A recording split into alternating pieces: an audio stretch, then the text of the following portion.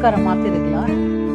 ಈ ದಿನದ ದೇವರ ವಾಕ್ಯದ ಭಾಗ ಅವು ಹಳೆ ಒಡಂಬಡಿಕೆ ಹೊರಡೋಣ ಸಂಧಿ 13ನೇ ವಚನದಿಂದ 14ನೇ ವಚನ ಮುಟ್ಟ ನಾನು ಓದುವೆ. ಅವು ತುಳು ಲ್ಯಾಂಗ್ವೇಜ್ ಓದುವೆ. ಅದ ಐಕ್ ಮೋಸಿ ಜನಟ ಕೋಡಿಯಡೆ ಬಲ ಮಳ್ತೊಂದು ಉಂತುಲೆ ಯಹೋವೆ ನಿಕ್ಲೇಗು ಇನಿ ಮಳ್ಪು ಬುಡುಗಡೆನು ತೂಲೆ ನಿಕುಳು ಇನಿ ತೂಪಿ ಐಗುಪ್ತಿರೇನ ನನ್ನ ಮೇಲುಗು ಏಪಲಾ ತೂವಯ ಯಹೋವೆ ನಿಕುಲೇಗು ಬೋಡಾದು ಕಾಳಗೆ ಮಲ್ಪೆ ನಿಕುಳ ಮಣಿಪಂದೆ ಒಪ್ಪುಲೆ.